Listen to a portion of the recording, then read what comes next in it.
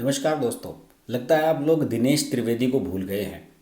दिनेश त्रिवेदी ने संसद के अभी जो पिछला सत्र हुआ था उसमें अंतिम दिन टीएमसी के राज्यसभा सांसद के रूप में इस्तीफा दे दिया था और उन्होंने ये कहा था कि अब वो पार्टी में घुटन महसूस कर रहे हैं और टीएमसी में कुछ भी अच्छा नहीं चल रहा है।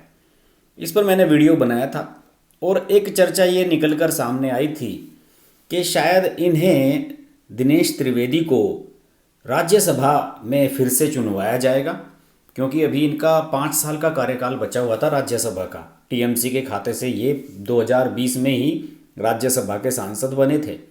तो इस वजह से ये चर्चाएं आ रही थी कि शायद इनको बीजेपी गुजरात में जो 2 राज्यसभा सीटें खाली हुई थी, अहमद पटेल की और बीजेपी के अभय भारद्वाज की, तो उनकी सीटों से शायद इन्हें राज्यसभा भेजा जाए और शायद केंद्र में मंत्री भी बनाया जाए। लेकिन आपको पता ही होगा कि 16 फरवरी को बीजेपी ने 2 प्रत्याशियों का ऐलान कर दिया गुजरात के लिए, और गुजरात में चूंकि कांग्रेस एक भी सीट जीतने की स्थिति में अब नहीं है, तो इसलिए ये दोनों सीटें बीजेपी की जीतना तय है। और बीजेपी की ओर से राम भाई मोकारिया और दिनेश भाई प्रजापति, ये 2 लोग अब राज्यसभा जा रहे हैं। नामांकन की प्रक्रिया हो चुकी है, आज नामांकन वापस का भी प्रक्रिया हो चुकी, और जो डमी कैंडिडेट थे बीजेपी के उन्होंने नामांकन वापस ले लिया। तो अब ये तय हो गया है कि ये दोनों राज्यसभा में जाएंगे। और राज्यसभा में जो जा रहे हैं राम भाई मुकारिया, ये मारुति कोरियर्स के संस्थापक सीएमडी हैं और राजकोट में भाजपा के पुराने कार्यकर्ता रहे हैं। 1974 से अखिल भारतीय विद्यार्थी परिषद के सदस्य थे। 1974 के बाद वो 1978 में जनसंघ में शामिल हो गए और तब से भाजपा के साथ हैं। जबकि मुकारिया ब्राह्मण समुदाय से हैं और दिनेश प्रजापति अन्य पिछड़ा समुदाय से हैं। और दिनेश प्रजापति उत्तरी गुजरात के बनासकांठा के रहने वाले हैं, भाजपा के बख्शी पंच मोर्चा के प्रमुख हैं और गुजरात राज्य सड़क परिवहन निगम के पूर्व निदेशक हैं और भाजपा बनासकांठा के जिला महासचिव भी रह चुके हैं। और आपको पता ही होगा कि नामांकन पत्रों की जांच का काम हो चुका है और नाम वापस लेने की अंतिम तिथि 22 फरवरी है। तो ये सब कुछ अब प्रक्रिया क्लियर हो चुकी है कि जब डमी कैंडिडेट्स ने ही अपने नाम वापस ले लिए और मैदान में कोई है नहीं, तो इन दोनों का चुना जाना अब तय हो चुका है। यानी कि अब गुजरात से जो 2 सीटें खाली हुई थी उनसे जा रहे हैं राम भाई मोकारिया और दिनेश भाई प्रजापति। उस समय जिस समय दिनेश त्रिवेदी की चर्चा चल रही थी गुजरात से राज्यसभा भेजे जाने की, उस समय गुजरात वालों ने विरोध किया था। गुजरात वालों का कहना था कि भाई गुजरात के कोटे से गुजरात वाले को ही जाने दो और दिनेश त्रिवेदी को कहीं और एडजस्ट कर लेना। इसके अलावा जो पश्चिम बंगाल की बीजेपी की इकाई है उनका कहना था कि अभी मैं आपको यहाँ ये बता दूं कि अभी तक दिनेश त्रिवेदी ने बीजेपी ज्वाइन नहीं की है, सिर्फ चर्चाएं हैं।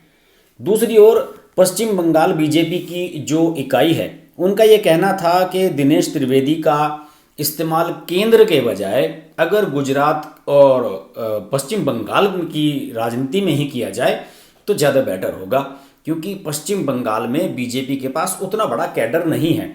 आपको पता ही होगा कि ज़्यादातर नेता बीजेपी में टीएमसी से आए हैं, जैसे कि मुकुल रॉय आए थे।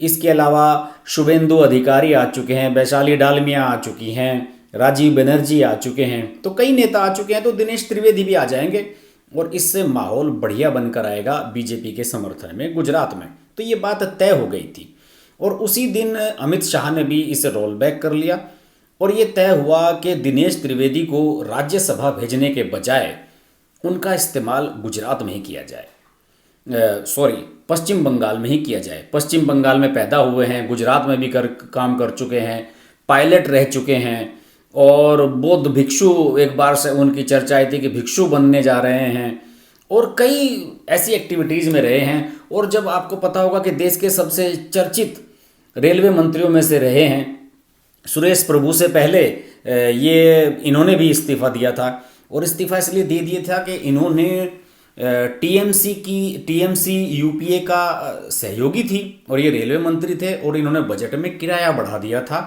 और ममता बनर्जी इस पर नाराज़ हो गई थी। ममता बनर्जी ने कह दिया था कि मैं अब वापस ले लूँगी अपना समर्थन केंद्र सरकार से।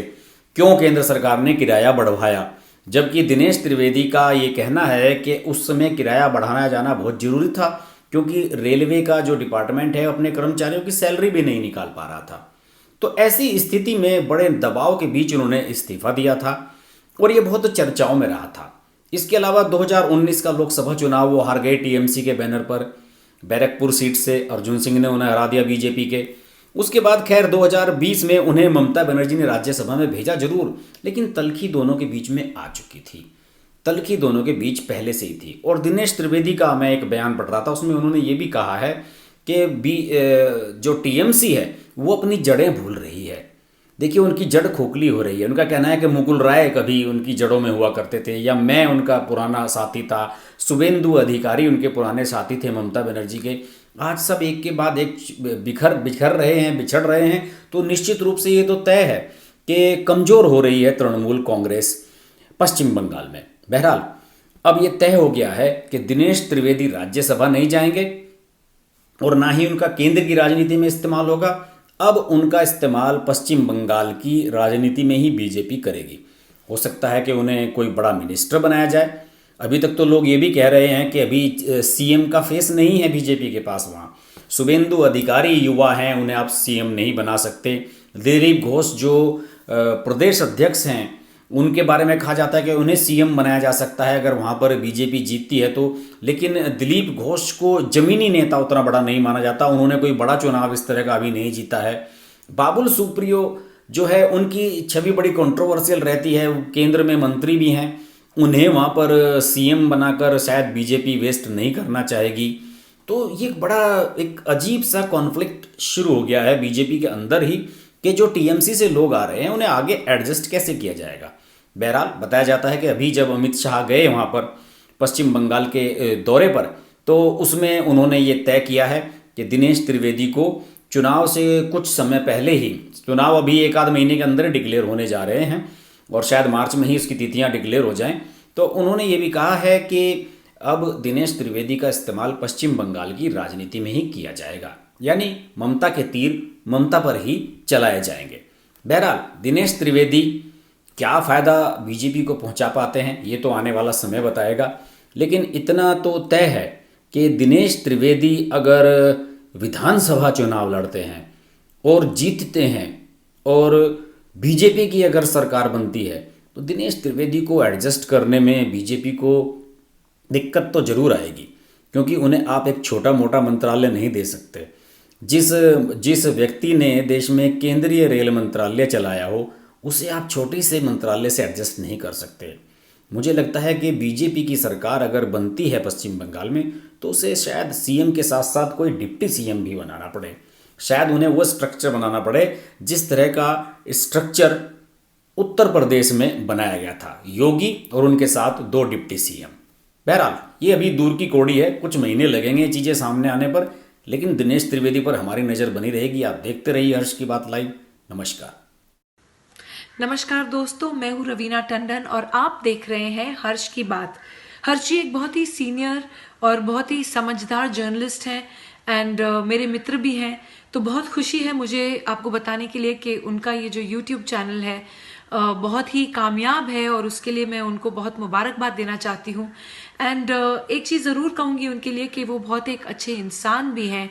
इंसान होना बहुत ज़रूरी है लाइफ में, क्योंकि वो अपने आप अपनी लिखावट में आ जाता है। तो बहुत ही कम ऐसे हमारे होनहार जर्नलिस्ट रह गए हैं हमारी इंडस्ट्री में जो सोचकर और समझदारी के साथ, रिस्पॉन्सिबिलिटी और जिम्मेदारी के साथ आर्टिकल्स लिखते हैं। सो कॉन्ग्रेचुलेशंस हर्ष जी, एंड आप लोग ज़रूर देखिए, लाइक कीजिए हर्ष की बात।